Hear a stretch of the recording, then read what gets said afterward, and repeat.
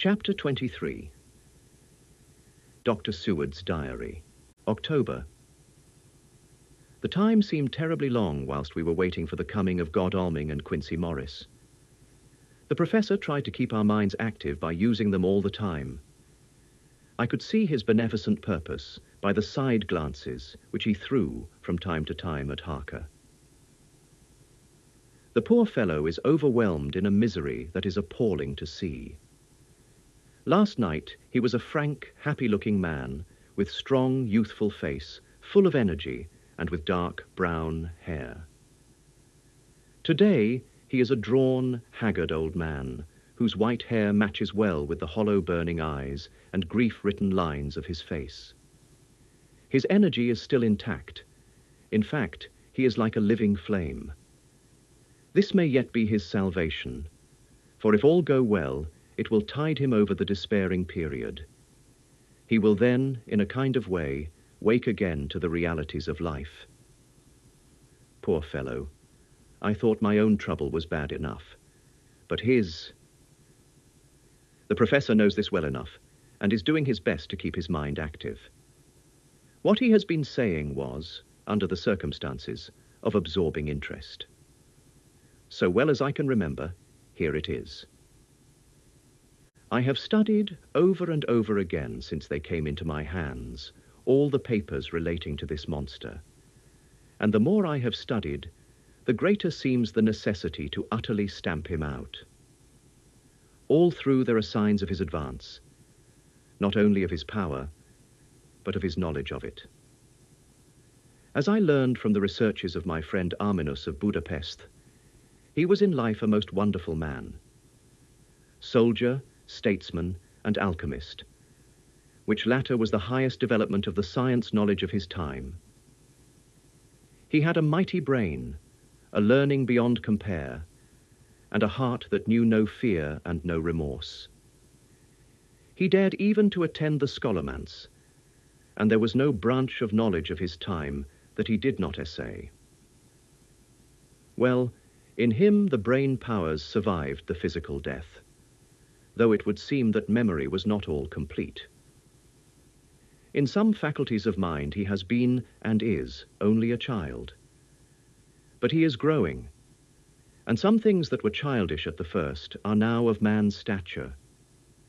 He is experimenting and doing it well, and if it had not been that we have crossed his path, he would be yet, he may be yet if we fail, the father or furtherer of a new order of beings, whose road must lead through death, not life.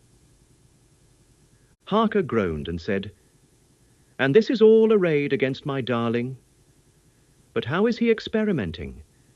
The knowledge may help us to defeat him." He has all along, since his coming, been trying his power, slowly but surely. That big child brain of his is working. Well, for us, it is, as yet, a child brain.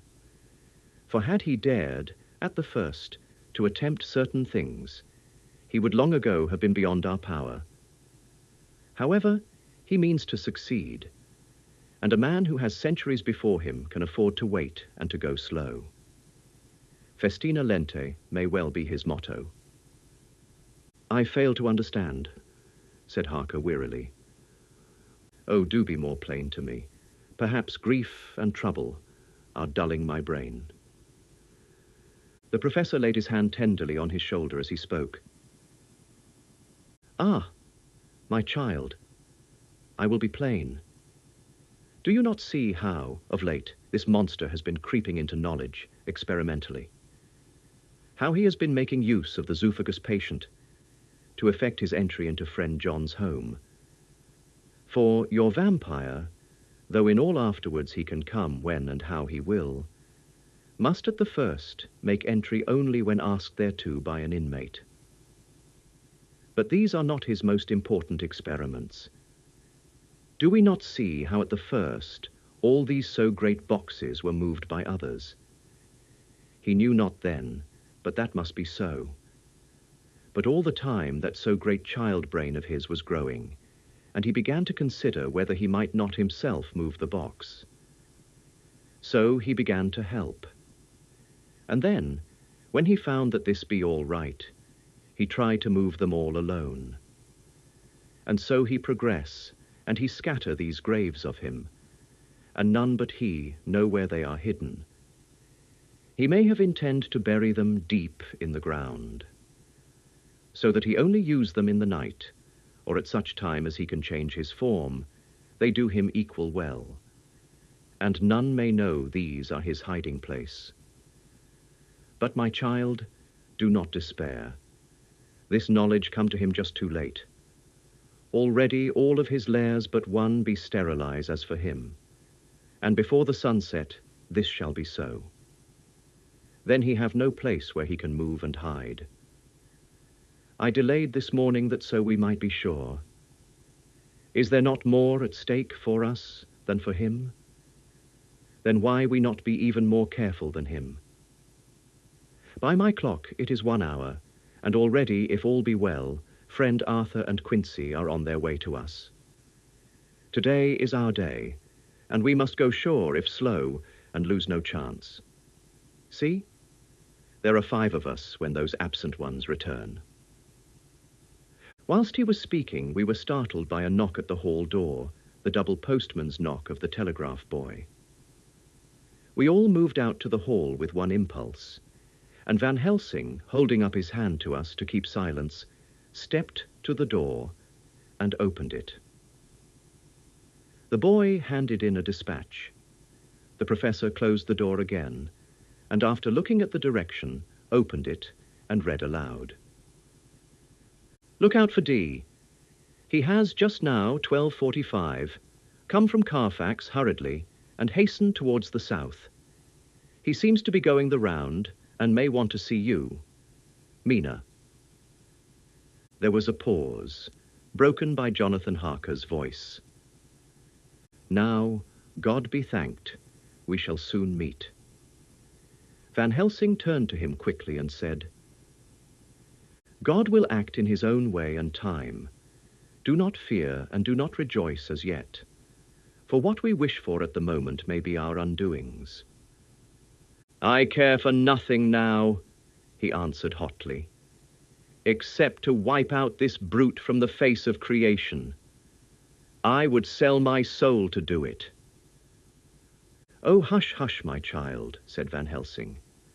God does not purchase souls in this wise, and the devil, though he may purchase, does not keep faith. But God is merciful and just, and knows your pain and your devotion to that dear Madame Mina. Think you how her pain would be doubled, did she but hear your wild words.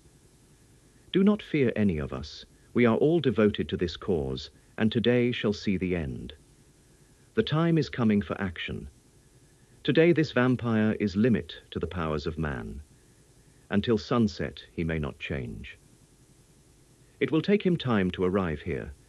See, it is 20 minutes past 1, and there are yet some times before he can hither come, be he never so quick. What we must hope for is that my Lord Arthur and Quincy arrive first. About half an hour after we had received Mrs. Harker's telegram, there came a quiet, resolute knock at the hall door. It was just an ordinary knock, such as is given hourly by thousands of gentlemen, but it made the professor's heart and mine beat loudly. We looked at each other, and together moved out into the hall. We each held ready to use our various armaments, the spiritual in the left hand, the mortal in the right. Van Helsing pulled back the latch, and holding the door half open, stood back, having both hands ready for action. The gladness of our hearts must have shone upon our faces, when on the step close to the door, we saw Lord Godalming and Quincy Morris. They came quickly in and closed the door behind them, the former saying, as they moved along the hall, "It is all right. We found both places, 6 boxes in each, and we destroyed them all." "Destroyed?" asked the professor. "For him." We were silent for a minute, and then Quincy said, There's nothing to do but to wait here. If, however, he doesn't turn up by 5 o'clock, we must start off, for it won't do to leave Mrs. Harker alone after sunset. He will be here before long now, said Van Helsing, who had been consulting his pocketbook. Nota bene, in Madam's telegram he went south from Carfax. That means he went to cross the river, and he could only do so at slack of tide, which should be something before 1 o'clock. That he went south has a meaning for us. He is as yet only suspicious, and he went from Carfax first to the place where he would suspect interference least. You must have been at Bermondsey only a short time before him. That he is not here already shows that he went to Mile End next. This took him some time, for he would then have to be carried over the river in some way. Believe me, my friends, we shall not have long to wait now. We should have ready some plan of attack, so that we may throw away no chance. Hush! There is no time now. Have all your arms. Be ready. He held up a warning hand as he spoke, for we all could hear a key softly inserted in the lock of the hall door. I could not but admire, even at such a moment, the way in which a dominant spirit asserted itself. In all our hunting parties and adventures in different parts of the world, Quincey Morris had always been the one to arrange the plan of action, and Arthur and I had been accustomed to obey him implicitly. Now the old habit seemed to be renewed instinctively. With a swift glance around the room, he at once laid out our plan of attack, and without speaking a word, with a gesture, placed us each in position. Van Helsing, Harker and I were just behind the door, so that when it was opened, the professor could guard it, whilst we two stepped between the incomer and the door. Godalming behind, and Quincey in front, stood just out of sight, ready to move in front of the window. We waited in a suspense that made the seconds pass with nightmare slowness. The slow, careful steps came along the hall.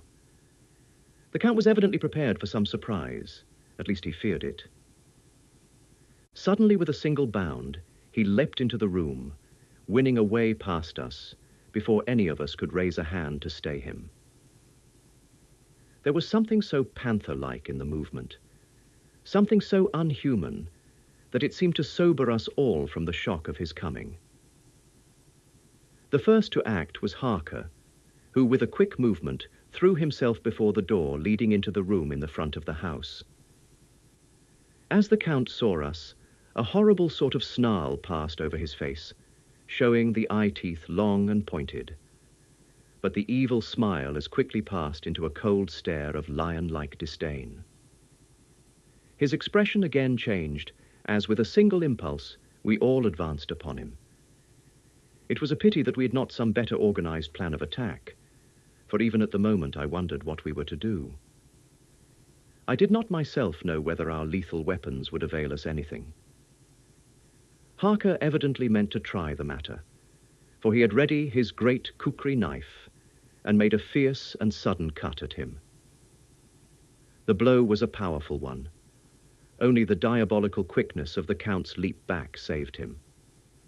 A second less, and the trenchant blade had shorn through his heart. As it was, the point just cut the cloth of his coat, making a wide gap whence a bundle of banknotes and a stream of gold fell out. The expression of the Count's face was so hellish that for a moment I feared for Harker, though I saw him throw the terrible knife aloft again for another stroke. Instinctively I moved forward with a protective impulse, holding the crucifix and wafer in my left hand.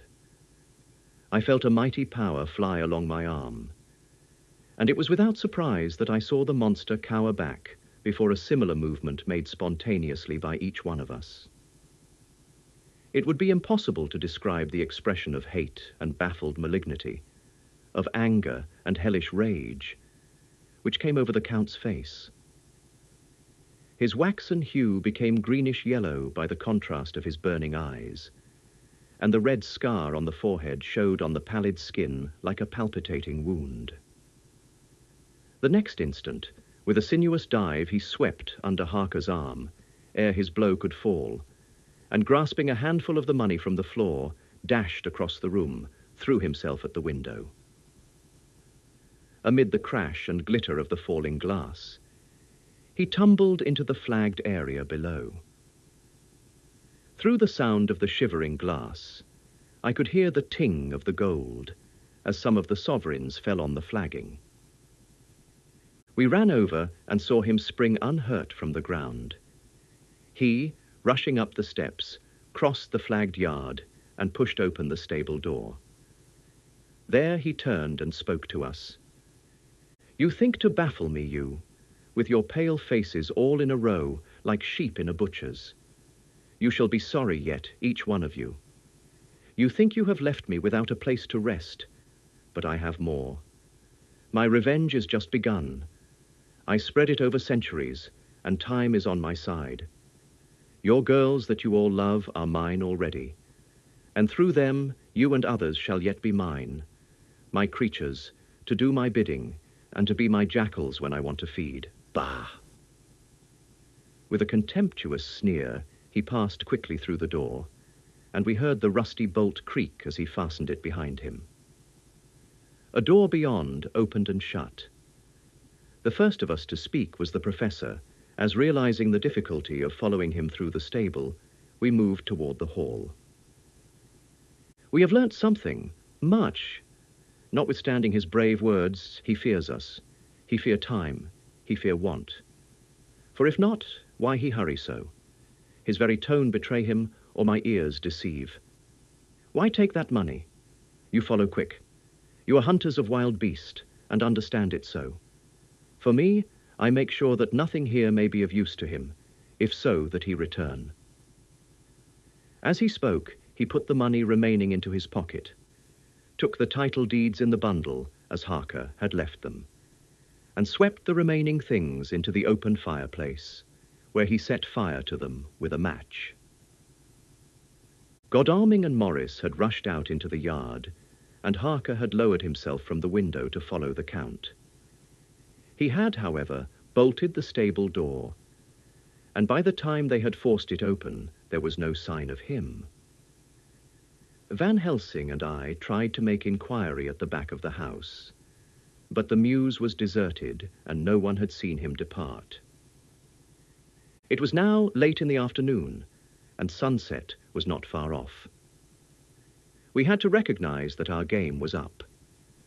With heavy hearts, we agreed with the professor when he said, "Let us go back to Madam Mina. Poor, poor dear Madam Mina. All we can do just now is done, and we can there at least protect her. But we need not despair. There is but one more earth box, and we must try to find it. When that is done, all may yet be well." I could see that he spoke as bravely as he could to comfort Harker. The poor fellow was quite broken down. Now and again he gave a low groan, which he could not suppress. He was thinking of his wife. With sad hearts we came back to my house, where we found Mrs. Harker waiting us, with an appearance of cheerfulness, which did honor to her bravery and unselfishness. When she saw our faces, her own became as pale as death. For a second or two her eyes were closed as if she were in secret prayer, and then she said cheerfully, "I can never thank you all enough. Oh, my poor darling." As she spoke, she took her husband's grey head in her hands and kissed it. "Lay your poor head here and rest it. All will yet be well, dear. God will protect us if he so will it in his good intent." The poor fellow groaned. There was no place for words in his sublime misery. We had a sort of perfunctory supper together, and I think it cheered us all up somewhat. It was, perhaps, the mere animal heat of food to hungry people, for none of us had eaten anything since breakfast, or the sense of companionship may have helped us. But anyhow, we were all less miserable, and saw the morrow as not altogether without hope. True to our promise, we told Mrs. Harker everything which had passed, and although she grew snowy white at times, when danger had seemed to threaten her husband, and red at others when his devotion to her was manifested, she listened bravely and with calmness.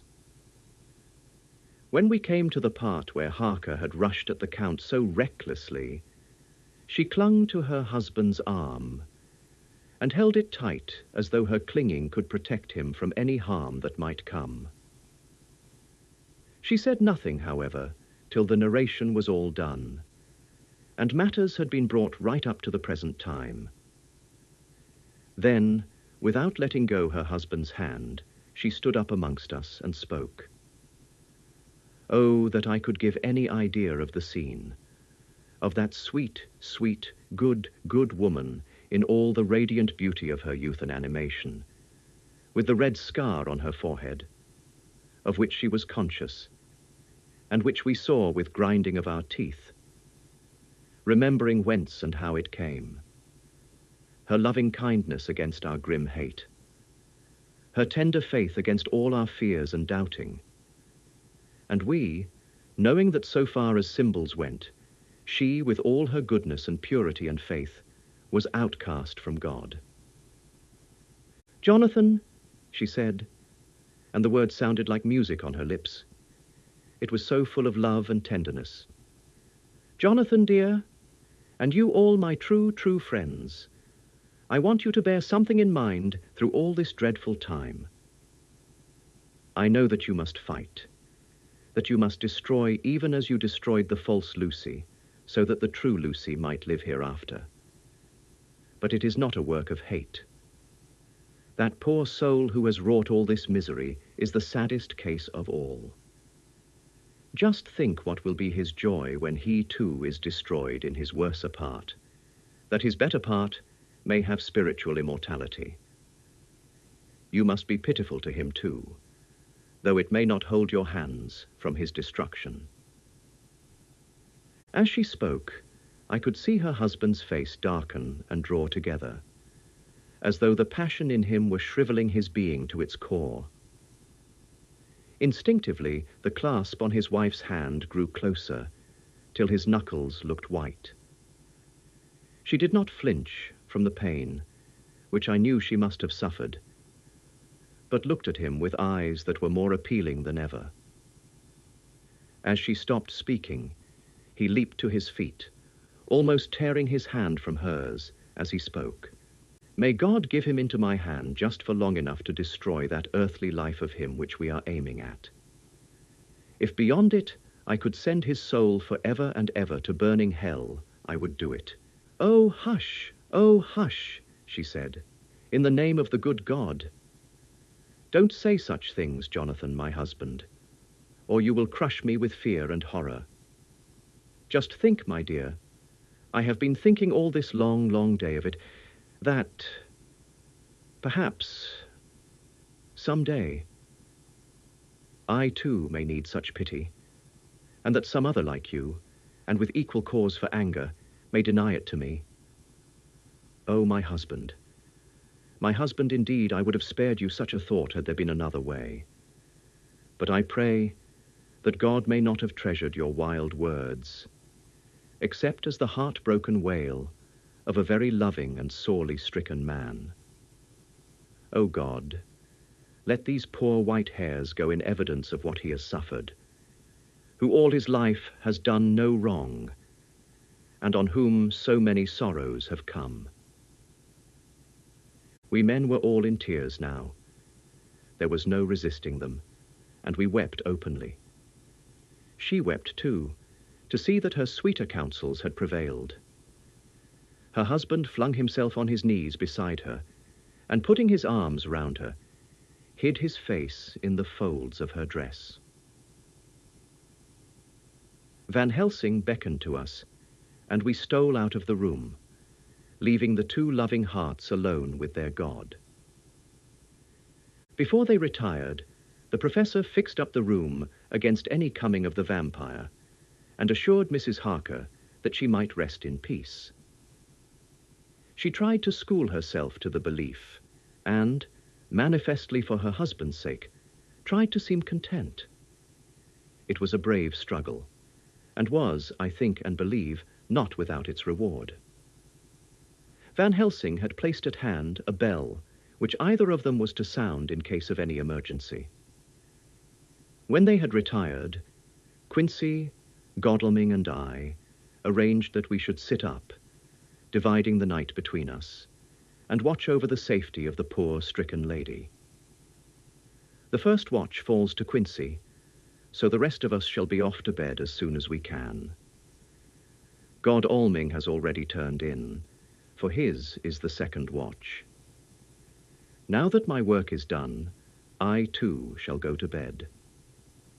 Jonathan Harker's journal, 3rd to 4th of October, close to midnight. I thought yesterday would never end. There was over me a yearning for sleep, in some sort of blind belief that to wake would be to find things changed, and that any change must now be for the better. Before we parted, we discussed what our next step was to be, but we could arrive at no result. All we knew was that one earth box remained, and that the Count alone knew where it was. If he chooses to lie hidden, he may baffle us for years, and in the meantime, the thought is too horrible, I dare not think of it even now. This I know, that if ever there was a woman who was all perfection, that one is my poor wronged darling. I love her 1,000 times more for her sweet pity of last night, a pity that made my own hate of the monster seem despicable. Surely God will not permit the world to be the poorer by the loss of such a creature. This is hope to me. We are all drifting reefwards now, and faith is our only anchor. Thank God. Mina is sleeping, and sleeping without dreams. I fear what her dreams might be like, with such terrible memories to ground them in. She has not been so calm, within my seeing, since the sunset.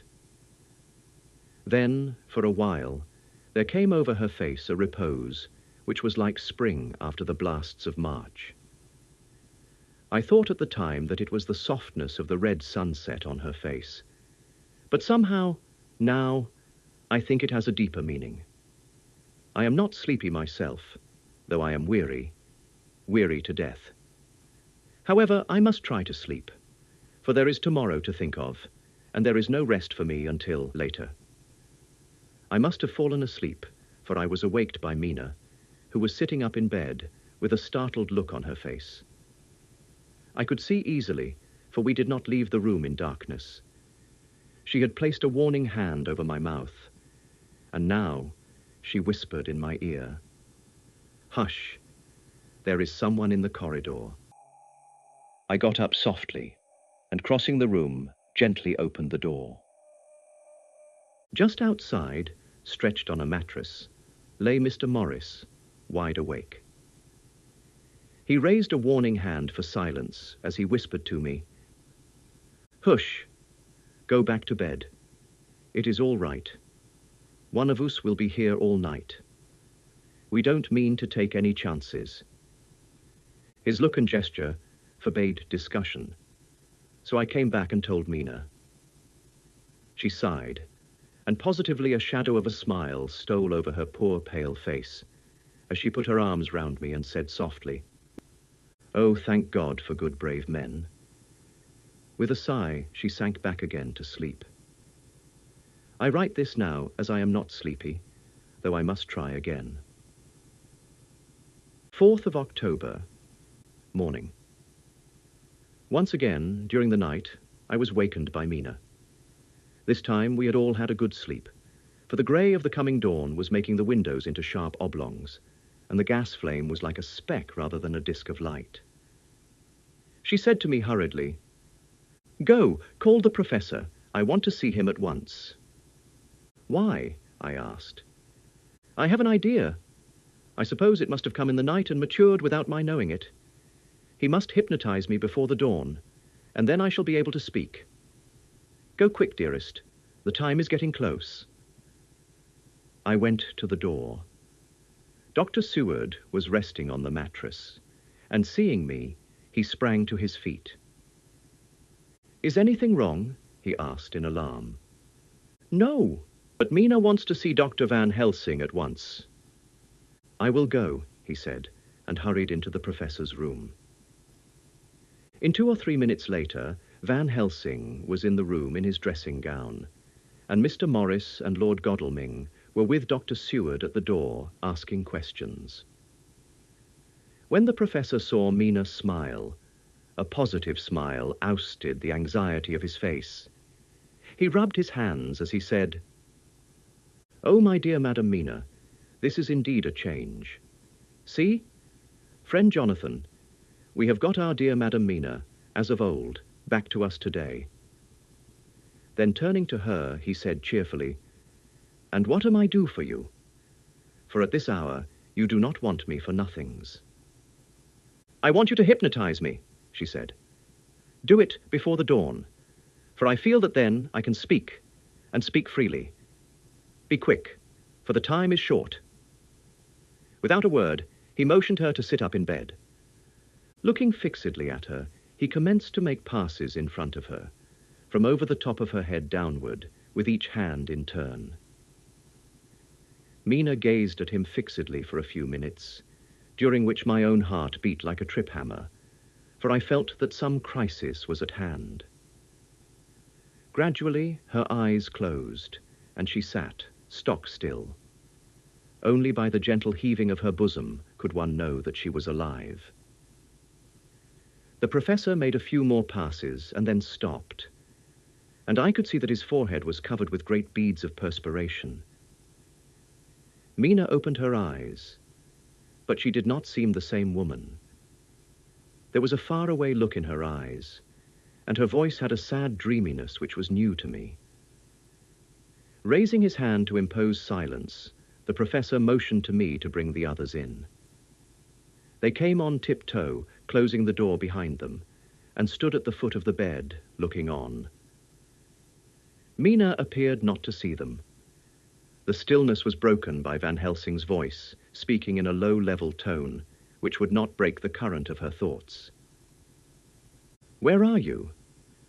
The answer came in a neutral way. "I do not know. Sleep has no place.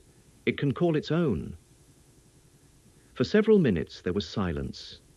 Mina sat rigid, and the professor stood staring at her fixedly. The rest of us hardly dared to breathe. The room was growing lighter. Without taking his eyes from Mina's face, Dr. Van Helsing motioned me to pull up the blind.